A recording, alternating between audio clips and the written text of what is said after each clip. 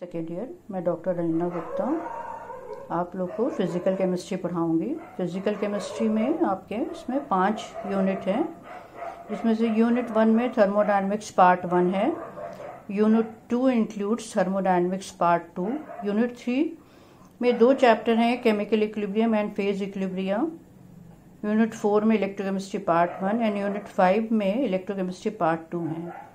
जैसा आपने first year में देखा था वैसे ही यहाँ पर भी प्रत्येक यूनिट में से आपको एक क्वेश्चंस करने होंगे। तो आज फर्स्ट डे है, तो मैं शुरुआत करूँगी थर्मोडायनेमिक्स यानी कि जो आपका पहला यूनिट है उससे शुरू करूँगी। तो थर्मोडायनेमिक्स यानी कि ऊष्मागतिकी, जिसका शाब्दिक अर्थ है फ्लो ऑफ हीट यानी कि ऊष्मा का प्रवाह, यानी कि study of flow of heat is termed as thermodynamics. And thermodynamics is a mathematical science.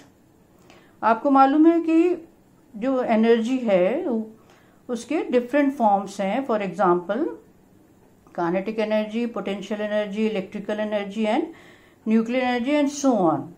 तो थर्मोडायनेमिक्स के अंतर्गत हम ऊर्जा के रूपांतरण के नियमों का अध्ययन करते हैं, और ये नियम किसी सिद्धांत पे आधारित नहीं है, बल्कि हमारे डेली के रोज के जो अनुभव हैं उन पर आधारित हैं, और इनका प्रैक्टिकल वेरिफिकेशन या प्रायोगिक सत्यापन भी किया हुआ है। और इसीलिए ऊष्मागतिकी को हम एग्जैक्ट साइंस कहते हैं। Now thermodynamics based on 4 fundamental laws.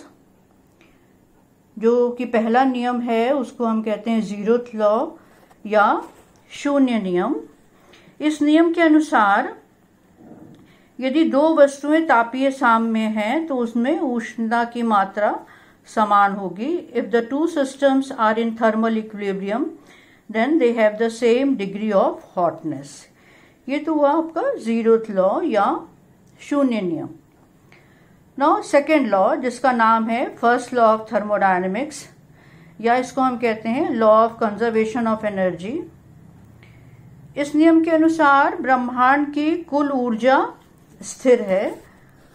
हम एक ऊर्जा को दूसरी ऊर्जा में रूपांतरित कर सकते हैं, लेकिन ऊर्जा को ना ही हम उत्पन्न कर सकते हैं और न ही नष्ट कर सकते हैं। इसी वजह से इसको हम law of conservation of energy कहते हैं। नाउ सेकेंड लॉ, ये तीसरा नियम है जिसका नाम है सेकेंड लॉ या द्वितीय नियम। इस नियम के अनुसार ब्रह्मांड की एंट्रोपी बढ़ रही है। The entropy of the universe is increasing। Now fourth law, जिसको हम कहते हैं थर्ड लॉ ऑफ थर्मोडायनेमिक्स। इस नियम के अनुसार पूर्ण क्रिस्टलीय पदार्थ की परम शून्य ताप पर एंट्रोपी शून्य होती है, अर्थात the entropy of the complete crystalline substance eight absolute zero, that is 0 kelvin, is 0। तो ये टोटल 4 नियम हो गए जो कि हमने आपको बताया कि ये डेली के एक्सपीरियंसेस के आधार पर ये नियम बनाए गए हैं। नाउ लिमिटेशंस ऑफ थर्मोडायनेमिक्स या ऊष्मागतिकी की सीमा। तो पहली सीमा ये है कि थर्मोडायनेमिक्स के द्वारा हम बल्क मैटर में पदार्थ के गुणों का अध्ययन करते हैं, यानी कि जो विपुल मात्रा में पदार्थ होते हैं उनके गुणों का अध्ययन करते हैं, और ये गुण पदार्थ के स्थूल गुण कहलाते हैं, या इनको हम मैक्रोस्कोपिक प्रॉपर्टीज कहते हैं, जैसे ताप, दाब, आयतन, ऊर्जा एटसेट्रा।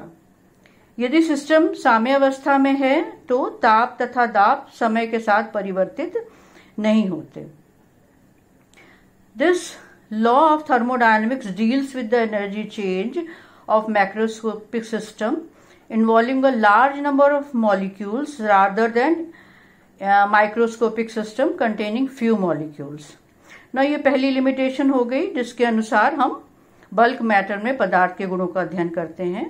जो दूसरा नियम है वो थर्मोडायनेमिक्स ये कहता है कि it tells us that under this condition reaction is possible, it only concern with the initial and final state of the system. यानी कि वो रिएक्शन के पाथ के बारे में कुछ नहीं बताता। थर्मोडायनेमिक्स को केवल कंसर्न है अपनी शुरुआत की अवस्था से और अंतिम अवस्था से।